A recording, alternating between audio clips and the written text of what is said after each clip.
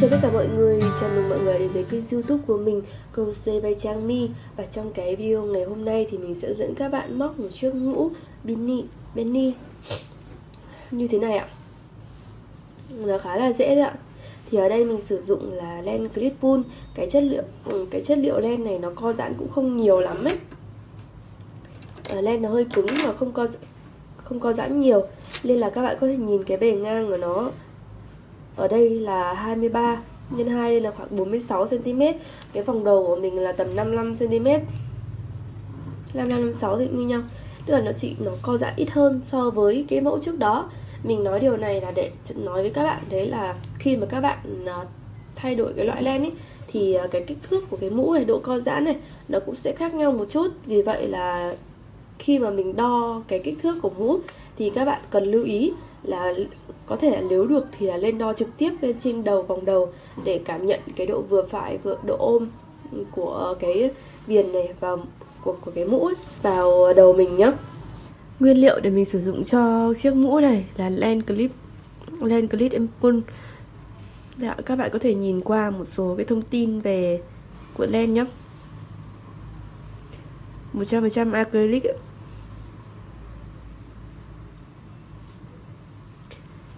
Ở đây thì mình sử dụng là kim móc là kim 4.0 mm ạ. Ngoài ra thì cần sử dụng đến kéo và kim khâu nữa. Đầu tiên thì các bạn sẽ tạo giúp mình một chuỗi bính gồm có 10 mũi bính nhé. Yeah.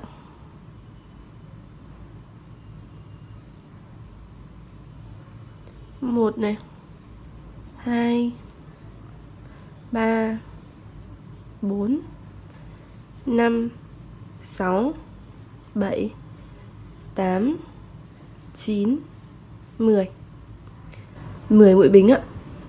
Sang hàng thứ nhất thì các bạn sẽ móc giúp mình là 10 mũi đơn.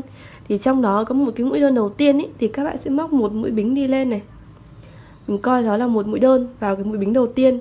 Thì do đó các bạn sẽ móc tiếp vào mũi bính thứ ba kể từ khi móc 1, 2, 3, một mũi đơn ạ.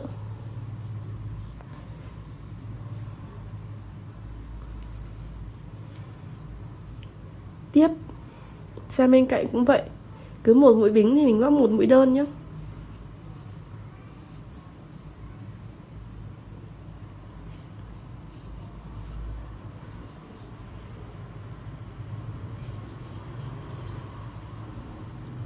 Các bạn cứ tiếp tục làm như vậy cho đến khi hết hàng này ạ. Từ hàng thứ hai trở đi thì các bạn sẽ móc mũi chân sau trong giúp mình ạ. Đầu tiên thì cũng sẽ là một bính đi lên này, mình coi là mũi đơn vào cái mũi đầu tiên. Thì các bạn sẽ móc sang mũi thứ hai ạ. Mũi chân sau ạ, đây là mũi đầu tiên này, mũi thứ hai này. Mình móc vào dây sau nhé. Một mũi đơn. Tiếp tục sang bên cạnh cũng thế, một mũi đơn ạ.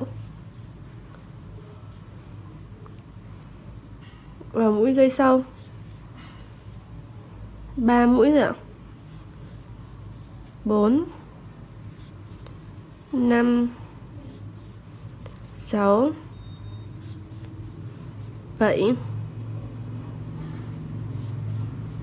8 mũi cộng với một cái bính bắt đầu mình coi là một mũi đơn ấy, thì là 9. Thì đến đây cái mũi thứ 10 ấy, thì các bạn sẽ móc vào cái dây sau của cái mũi bính ấy. Mình sẽ móc dây sau của mũi bính nhé.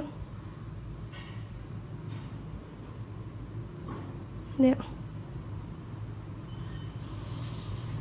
Một mũi đơn ạ. Sang hàng thứ ba thì mình cũng sẽ làm tương tự, là một bính đi lên này, mình coi là một mũi đơn vào mũi đầu tiên. Thì các bạn sẽ móc tiếp sang bên cạnh này, một mũi đơn vào chân sau.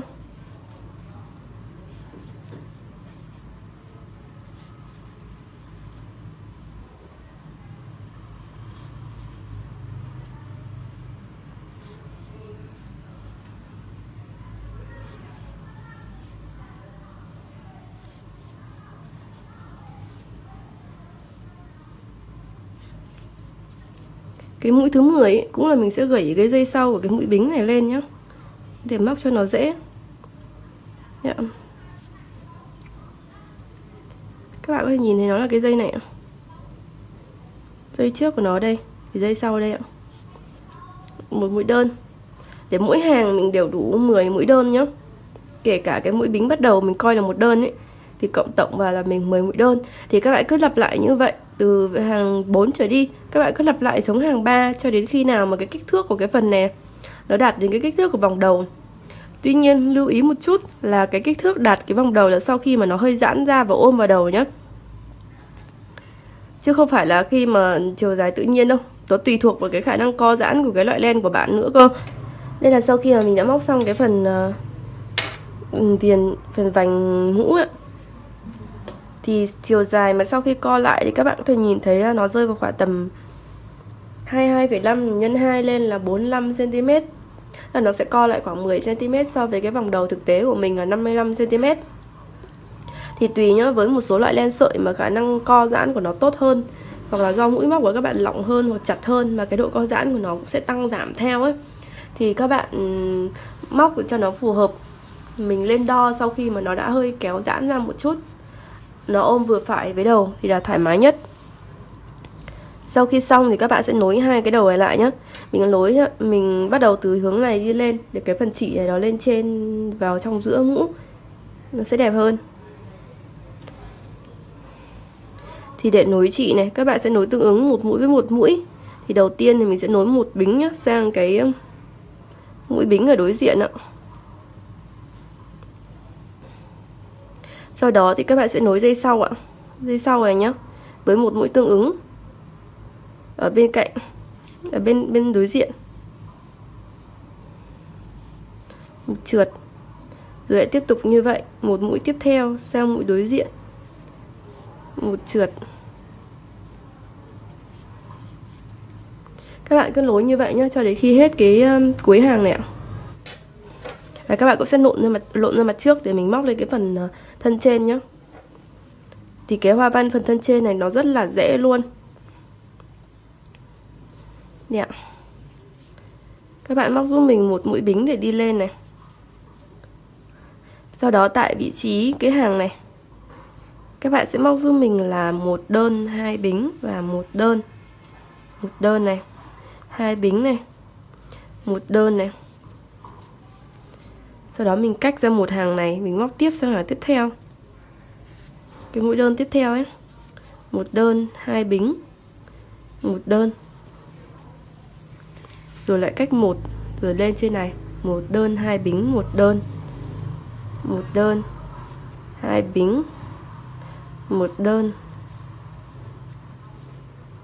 Cách một, tiếp một đơn, hai bính, một đơn. Thì cứ tương tự như vậy các bạn sẽ lặp lại cho đến khi hết hàng này nhé. Đến cuối hàng thì các bạn sẽ không nối kết thúc hàng nhé, mà mình sẽ móc luôn lên hàng thứ hai. Tức là các bạn sẽ móc vào cái khoảng trống hai bính này này. Các bạn sẽ móc một đơn, hai bính, một đơn luôn ạ. Mình không nối kết thúc hàng mà móc xoắn lên để nó không bị lộ cái đường nối á. Hai bính, một đơn. Rồi tiếp tục như vậy sang bên cạnh cũng thế. Cái khoảng trống hai bính này nhá, thì là một đơn, hai bính, một đơn. Tiếp cũng thế, một đơn, hai bính, một đơn vào khoảng trống hai bính.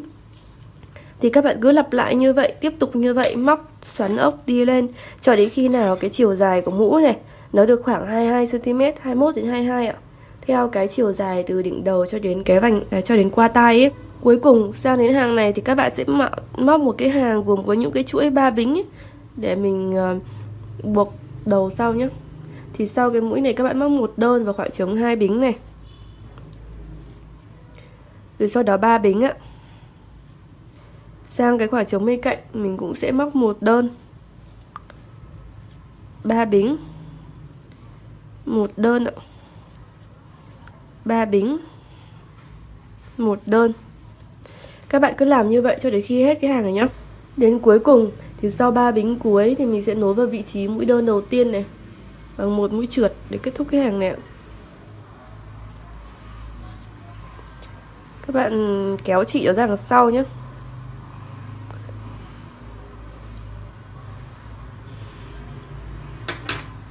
Sau đó thì các bạn sẽ chuẩn bị một cái sợi dây như thế này để mình buộc.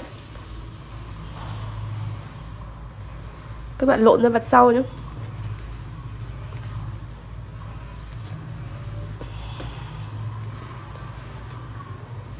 Mình sẽ luồn qua những cái khoảng trống 3 bính như thế này. Rất dễ thôi. Thì các bạn cứ luồn qua những cái khoảng trống 3 bính như thế này nhá. Luân phiên từng cái một cho đến khi hết cái vòng tròn chóp mũ. Cuối cùng thì là các bạn sẽ kéo thít cái vòng dây này để buộc túm cái phần chóp mũ này lại. Yeah.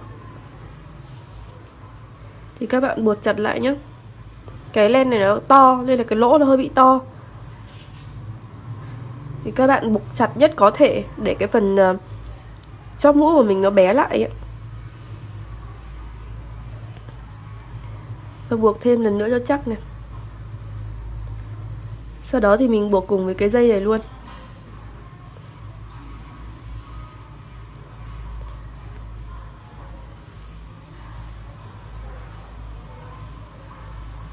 Thì cái đầu chỉ này các bạn có thể giấu ở bên dưới những cái mũi móc.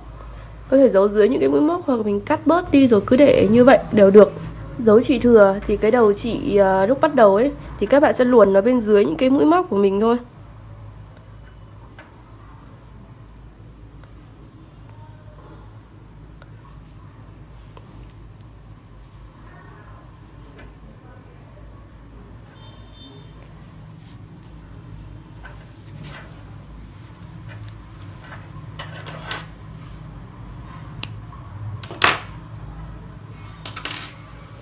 Đây là sau khi mà mình đã gắn thêm pom pom trang trí cho chiếc mũ nhé.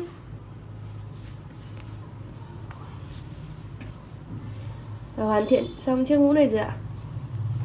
Chúc các bạn thành công nhé. Và đừng quên like, share và subscribe kênh YouTube của mình Crochet by Trang My. Nếu các bạn thích những cái video của mình ý, cảm ơn các bạn rất là nhiều.